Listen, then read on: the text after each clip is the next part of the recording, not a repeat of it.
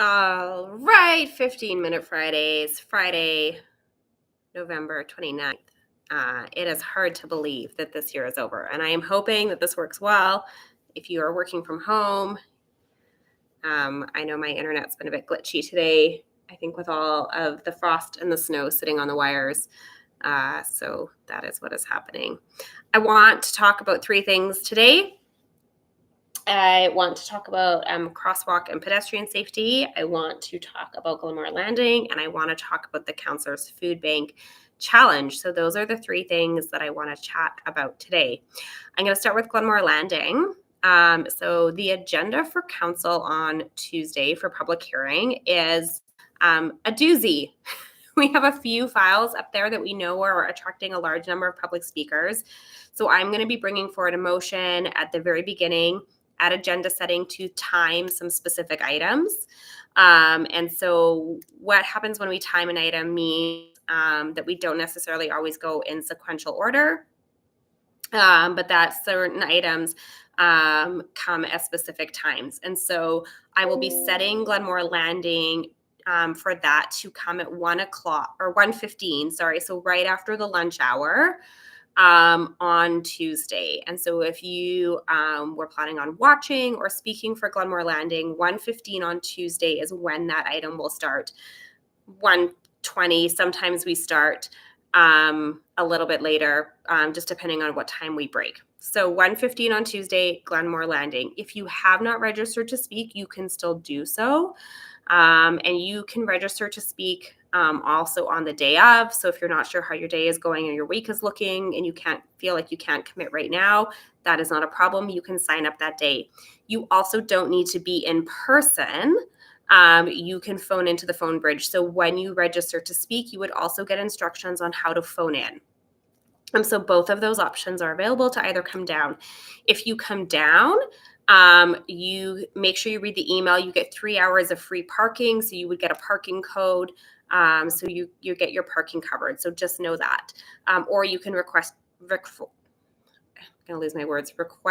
transit tickets. That's the other thing that you can do. So Glenmore Landing, 1:15 on Tuesday at public hearing. So wanted to talk about that. I want to talk about the Food Bank Challenge really quickly. So the Food Bank Challenge is kicked off. This is an annual event between councillors. We compete amongst ourselves to win bragging rights and the Golden Lettuce Trophy. Councillor Dollywall has won for the last 5 years in a row. From Ward 5 has won for the last 2 years in a row. We did very good at the potato packing. On Wednesday morning, we came in 4th place by just 10 pounds, but we won 1,000 bonus points for spirit. If you didn't see the photos, Santa Claus came out to cheer for the Ward 11 team. What a celebrity. Anyways, but really, so many Calgarians are struggling with food security, and it's Black Friday, and I will say there are no Black Friday deals on food. Food is crazy expensive. I know if you are feeding children in your home, it is pricey, and it's a lot out there right now. And I can tell you, with 2 growing teenagers, a tween and a teen who like to eat, it is costly out there. And so if you could please help out, formula, diapers, rice, pasta, canned tomatoes. Those are the biggest items if you're going to donate. We have a few drop-off locations. So the Quarry Park YMCA, Southwood Library, Rosecon Arena, and Glenmore Pool. Those are our 4 drop-off bin locations. If you can't make it, there's a Canada Help links we've been posting. You can donate through that. For every dollar donated, the food bank can provide $3.50 worth of food to families in need, because they have a buying program. So also cash donations go a really long way. And no matter how you donate to the food bank this season, whether you buy something extra just at the grocery store and drop in one of the bins that all grocery stores have, anything you can do makes a difference. Well, I would be happy to be the winner. What I would rather prefer is just Calgarians get food in their bellies in any way that they can. So that is the Councillors Food Bank Challenge. I want to talk about crosswalk safety, and it is very important in light of the incident that happened earlier this week where a gentleman was crossing Elbow Drive and was struck and lost his life. There are a few stories around this. You can read up about it. I think what's really important to understand that in any accident, there are a number of factors. And addressing crosswalk safety is something I've been very proactive on the entire time I've been on council. When we hear from community associations or from residents, we always elevate those to administration to know, to try to understand the context. What are other people saying about this? Is this, the first time we're hearing about it, the 30th time we're hearing about this? How many complaints are coming in through 311? And what are the interventions that are possible? What are the other means by which we review intersections? So a couple things I'm going to bring forward to council on Tuesday. We have an opportunity for question period, and we can also submit administrative inquiries. So at question period, I will just be asking at a really high level overview, what are the criteria for reviewing intersection safety? How do we get that done? How do we get intersections reviewed on the books? Further to that, I'm going to put in an administrative inquiry that will get some details out there around the cost of different interventions. So how much do rapid flashing beacons cost? How much would an overhead flasher cost? How much would curb bump outs cost? So try to get a costing on all of those so people can understand what the cost of these are. To get a list from administration, how many crosswalks are we reviewing right now? It's probably the majority of them. I could list at least 20 across Ward 11 just off the top of my head right now. But then also, how is that lining up to our budget? And then how, if we wanted to do more crosswalk intervention, what would that mean to you in terms of how we would pay for this? So council has actually invested a significant amount since we, this specific composition of council, since we took office in 2021. We've added one-time funding and base funding for these improvements. And so we've been able to do more. And so I did ask at budget, we continue to add rapid flashing beacons across. It's kind of working out on average to 2 per ward per year on average. Now, it's not net, but we're also looking at intersection prioritization. So that's important too, is that, and how to, and then trying to understand how we do intersection prioritization.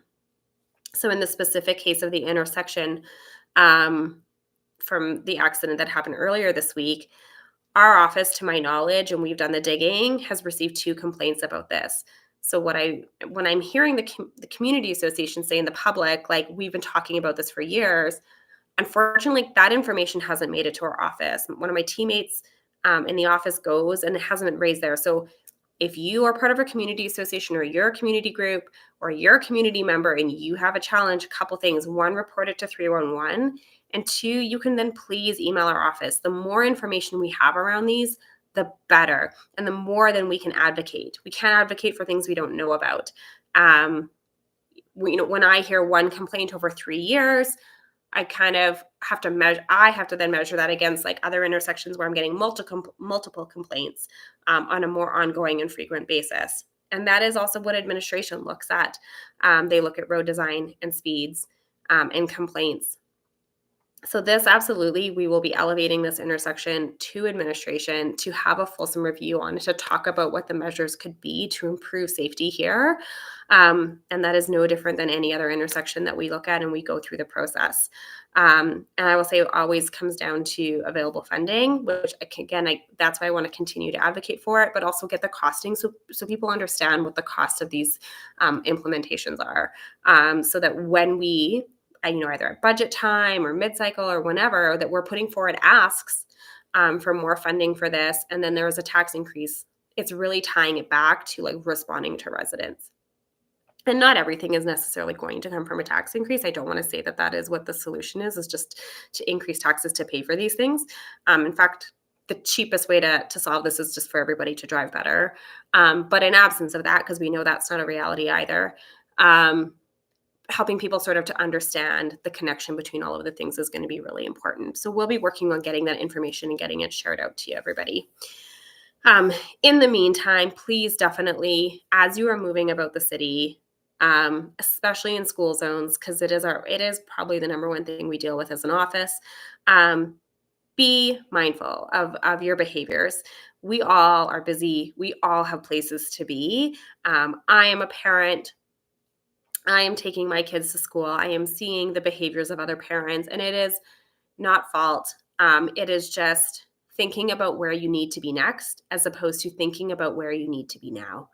And so that presence while you're driving, for all the work that we do, talking about mindfulness as a society right now, this is the one place I'd be like, please be more mindful.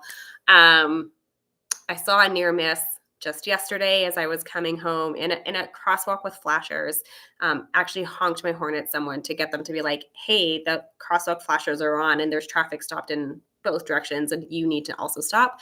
And again, people are thinking about, where they're trying to get to. So please be where you are. And that is that. I see Phil on Facebook has dropped a link for traffic concerns and reports. Please report them through 311. It is the best place for us to collect data on anything. Other than that, I have a few minutes. So what I'll touch on is snow clearing.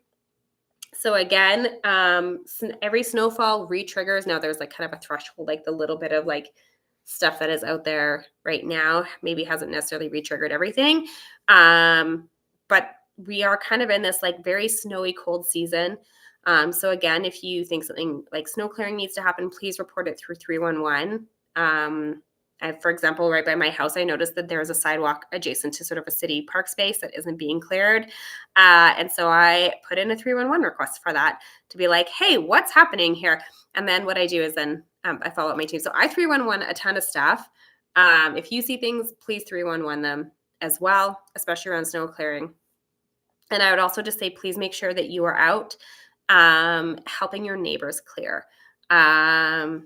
Again, we are all busy. We all have things that are happening. So please make sure you're out helping your neighbors clear their snow to keep the sidewalks nice and clear. We've had a few questions about snow clearing and having the city do it. And it has been investigated. So I would have to go back and find where the numbers are. But it's been investigated and it's just like, it's financially unfeasible for the city to do it. So just putting it flat out there, it's financially unfeasible for the city to do it. So that is that. I don't have a lot of other things to share with you this week. It's been hecka busy. Oh, I know what I'll talk about in my 3 minutes. I just want to acknowledge Councillor Pootman's departure.